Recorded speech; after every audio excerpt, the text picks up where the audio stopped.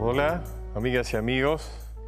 Otra vez estamos aquí juntos para internarnos en el mundo de los miedos. Hoy vamos a hablar de un miedo que todos experimentamos permanentemente, que es el miedo a la soledad. Y hemos convocado a Jorge Bucay para conversar sobre eso. Bueno, y quiero compartir con ustedes esa charla.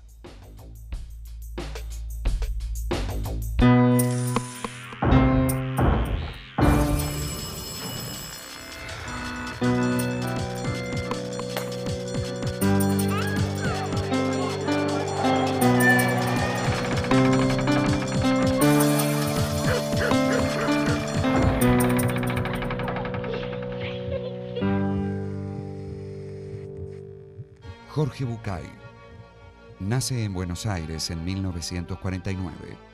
Se graduó de médico y se especializó en enfermedades mentales. Es psicodramatista y psicoterapeuta. Algunas obras: Recuentos para Demián, Cuentos para pensar, Amarse con los ojos abiertos, la serie Hojas de ruta, El camino de la autodependencia, El camino del encuentro, El camino de las lágrimas y El camino de la felicidad. Sus libros son bestsellers en México, Uruguay, Chile, Costa Rica, Venezuela, Puerto Rico y España, y han sido traducidos para su publicación en Estados Unidos, Inglaterra, Corea, Hungría y Brasil. Jorge, vamos a hablar sobre el miedo a la soledad. Hay distintas versiones, ¿no es cierto? La Biblia dice, no es bueno que el hombre esté solo. Después hay otros, Carlyle, por ejemplo, se escribía que quien está bien solo o es una bestia peligrosa o es un dios. ¿Qué pensás de...? Bueno, yo creo que todo está inscrito dentro de un marco en el cual el hombre fue creando espacios diferentes, ¿no? No nos olvidemos que hasta la Edad Media estar solo era verdaderamente peligroso. Quiero decir, la seguridad venía de la comunidad levantaba, levantaba muros, claro. La comunidad tenía ejércitos, el señor feudal intercambiaba protección a cambio de esclavitud, y esto es lo que se daba. Solamente los héroes, los místicos, los locos y los artistas estaban fuera de la égide de protección. Los héroes, los místicos, los artistas y los locos. Exactamente, solamente estos quedaban fuera de la comunidad, digamos así. Todo, a estos se los acusaba de ser alguna de estas cosas, ¿no?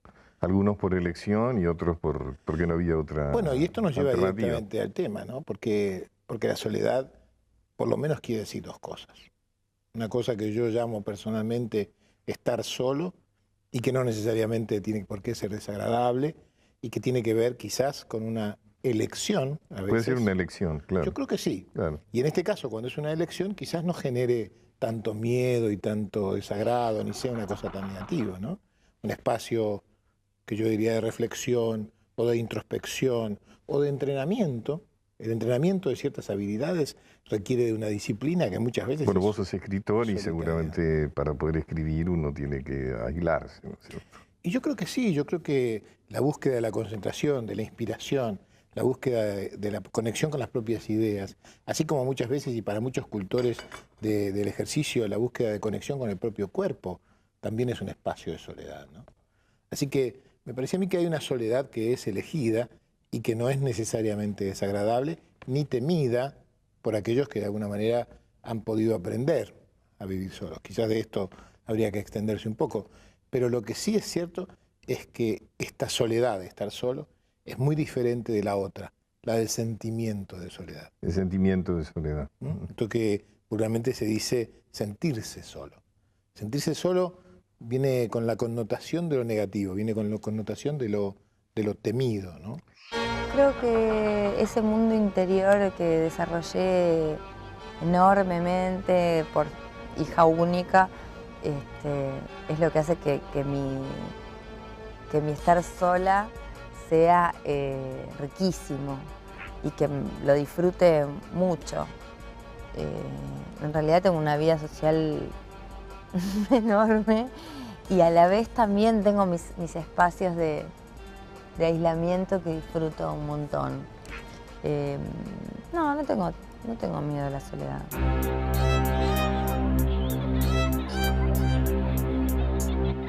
Digamos que el ser humano en sí mismo es incompleto, ¿no? Ya Dios, cuando lo crea, después de crearlo, lo mira un ratito y se da cuenta que le tiene que crear una compañera, ¿no? Sí. O sea que la búsqueda, digamos, del amor, la búsqueda, siempre hay una especie de búsqueda de otro que a uno lo complete, ¿no es cierto? A mí me parece muy interesante este planteo, porque justamente la filosofía, vos lo sabés, ha recorrido dos grandes rumbos, ¿no? Aquellos que creen que en realidad el hombre es un animal depredador, solitario, pero que se asocia por conveniencia y que en realidad se asocia más por alianza y por necesidad que por otra cosa, y aquellos que creen con Rousseau que el hombre es básicamente social, ¿no? Y que en realidad esta estructura de que sociedad el que lo arruina que es la tiene, sociedad, básicamente. claro, que la sociedad después lo pervertirá, pero que él tiende a juntarse por necesidad de esto. Una persona que los dos queremos y valoramos, que es Humberto Maturana, el chileno, dice que en realidad lo que hace del ser humano su humanidad no es su inteligencia, porque su inteligencia es producto de su necesidad de comunicarse, y su necesidad de comunicarse es posterior al afecto que siente por otros, donde en realidad la humanidad, dice Maturana, está basada en la comunicación necesaria para expresar afectos. Además, digamos, si uno ve lo que es el ser humano en el principio de la vida, es un ser tan menesteroso, es insólito que el hombre comience a caminar recién al año. Cuando uno ve un potrillito, ve un ternerito que en el mismo momento de nacer ya prácticamente ya puede ponerse... O sea que quizás esa misma invalidez, por llamarlo de alguna manera, del ser humano, le hace necesario la tribalización, ¿no es cierto? A mí me parece tan interesante, porque yo te diría que yo iría más allá y en lugar de invalidez la llamaría una absoluta dependencia. Quiero decir, el ser humano nace más dependiente que ninguna otra criatura viva que exista. Y eso mismo reactivamente es lo que lo hace inteligente. Bueno, porque el esfuerzo o la capacidad de supervivencia tiene que estar llevado al máximo. Yo creo que es así. Pensémoslo desde un punto de vista didáctico, ¿no? Lo primero que un bebé humano dice, la primera palabra que dice en general es ma, por mamá. Y la segunda es pa, por papá. Y la tercera es más. Quiero decir, primero necesito de tu cuidado, de tu amor. Después necesito de tu protección y de tu cobijamiento. Y después necesito más de eso. Más de todo, más.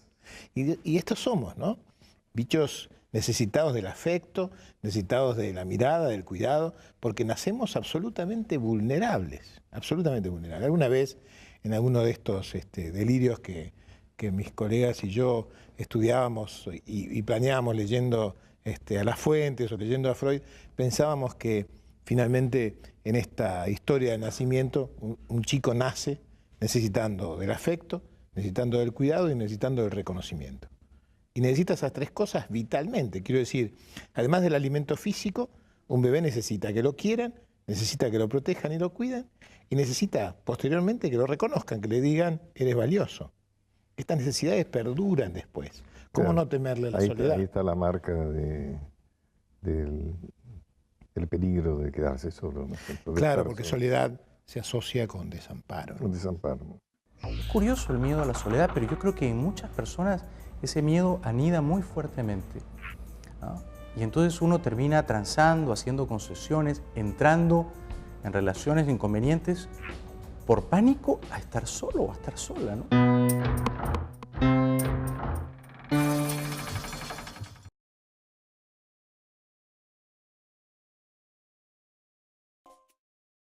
El sueño del esclavo. Ya me había olvidado del enfado de aquel día. Sentía que me importaba muchísimo más el tema de la mentira en sí misma. Había pasado toda la semana pensando en el tema, redescubriendo mi propia tendencia a mentir, recordando mentiras mías y de los demás. Y siempre volví a comprobar el concepto que Jorge había sembrado y que estaba creciendo con fuerza. Si hay un problema con la mentira, la tiene el mentiroso. Me atasqué un poco con las mentiras piadosas. Al principio parecían pertenecer a otra categoría. Parecía que allí no había ningún juicio ni autocondena. ni siquiera un intento de evadir responsabilidades. Sin embargo, hilando fino, sí había un precio que yo no quería pagar cuando mentía para proteger a otros. Yo no quería enfrentarme con su dolor o con su impotencia o con su enfado. Y como si esto fuera poco, me daba cuenta de que en muchas de esas mentiras piadosas lo que pasaba era que me ponía en el lugar del otro. Como diría mi terapeuta, me identificaba con la víctima. Y entonces acariciaba pensamientos alineados bajo el título de «Si esta fuera mi realidad, yo preferiría no saberla». Y desde ese lugar me sentía con derecho a decidir por los demás que no se enteraban de la verdad. Dicho así, me daba cuenta de que la mentira era mucho más una manipulación macabra que un acto de piedad. ¡Qué horror! Otra vez una mentira que no es para el otro, sino para mí mismo. ¿Hacia quién es la piedad? Hacia mí mismo. Casi todas las mentiras son piadosas, pero piadosas hacia uno mismo, piadosas hacia el que miente, piadosas para con uno mismo, le conté. Qué bien, Demián. Nunca lo había pensado así. Me parece una idea poderosa, de verdad. Las mentiras piadosas siempre son sospechosas y abren interrogantes a veces complicados desde el punto de vista moral y filosófico. Uno de los planteamientos éticos más trascendentes que conozco es el dilema socrático entre el hombre y el esclavo. La última vez que oí hablar de él, lo mencionó Lea en un grupo de parejas que coordinábamos juntos. Cuando la escuché, resonó dentro de mí. Recordé vagamente haber leído alguna vez la historia, restándole importancia. Sin embargo, al ver la discusión planteada entre quienes se escuchaban y al mismo tiempo estar asistiendo a mis propios procesos interiores, me di cuenta de que tenía algo más que agradecerle a Lea, además de su amistad. El relato es bien simple y vale la pena escucharlo una y otra vez. Voy paseando por un camino solitario. Disfruto del aire, del sol, de los pájaros y del placer de que mis pies me lleven por donde ellos quieran. A un lado del camino encuentro a un esclavo durmiendo. Me acerco y descubro que está soñando. Por sus palabras y sus gestos, adivino qué sueña. El esclavo está imaginando que es libre. La expresión de su cara refleja paz y serenidad. Me pregunto, ¿debo despertarlo y mostrarle que es solo un sueño para que sepa que sigue siendo un esclavo? ¿O debo dejarlo dormir todo el tiempo que pueda, disfrutando, aunque sea en sueños, de su realidad fantaseada? ¿Cuál es la respuesta correcta? No lo sé. Claro, porque no hay respuesta correcta. Cada uno debe encontrar su propia respuesta, Demián, y no puede buscarse fuera de uno mismo. Yo creo que me quedaría paralizado frente al esclavo, sin saber qué hacer. Voy a darte una ayudita, que al menos en algún caso te puede servir. Mientras estés paralizado, acércate al esclavo y míralo. Si el esclavo soy yo, Demián, no lo dudes. Despiértame. La esposa del ciego. Aquel día yo estaba reivindicativo. Parece como si opinaras que no hay problema en la mentira, pero mentir está mal. Eso es lo que nos han enseñado. ¿Estás seguro, Demián? ¿Es cierto que nos han enseñado a no mentir? Yo no estoy tan seguro. Imagínate esta escena. Sucede todos los días, en todas las casas, de todas las ciudades, de todo el mundo. El niño acaba de ser descubierto en una mentira. El padre, comprensivo y moderno, sabe que esa mentira en concreto no es importante, pero es muy importante el concepto moral del mentir. Así que el padre deja de hacer lo que está haciendo y se sienta con su hijo para explicarle, en lenguaje sencillo, por qué tiene que decir siempre la verdad, pase lo que pase y caiga quien cae. Antes de que termine su frase, suena el teléfono. El hijo, que está tratando de ganar puntos frente al padre, dice «Yo voy» y corre para atender el teléfono. Al cabo de un rato regresa. «Es el corredor de seguros, papá. Quiere hablar contigo». «Justo ahora. Dile que no estoy». ¿Nos enseñan a no mentir? No creo. Nos dicen que no hay que mentir. Eso sí. Pero nuestros padres, nuestros maestros, nuestros sacerdotes, nuestros gobernantes, ¿nos enseñan que no hay que mentir? No sé.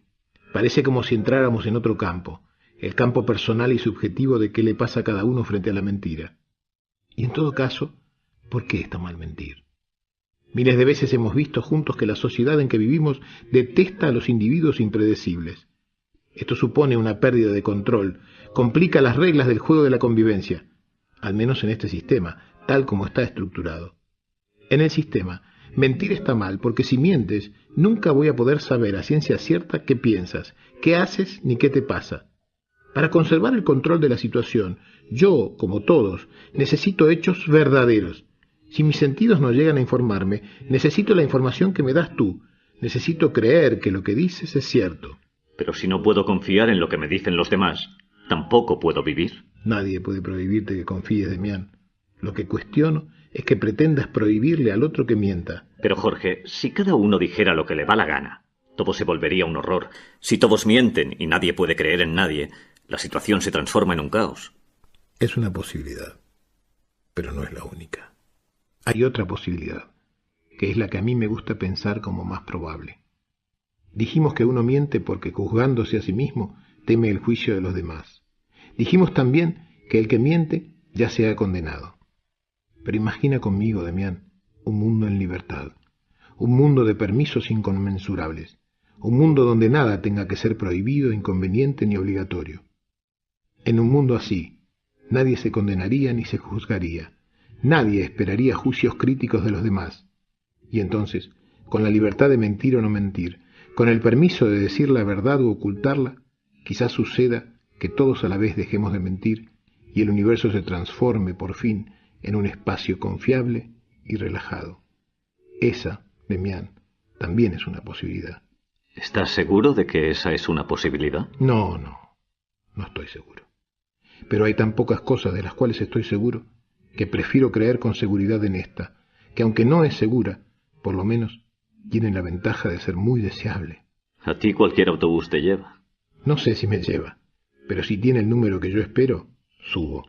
Dime, gordo, si es verdad que tu sueño es posible, ¿por qué el mundo no se decide a transitar ese espacio relajado y confiable, como tú dices? Bueno, primero, Demián, porque tiene que vencer el miedo. ¿Qué miedo? El miedo a la verdad. Algún día te contaré el cuento de la tiendecita de la verdad. ¿Y por qué no hoy? Bueno, porque hoy es el día de otro cuento.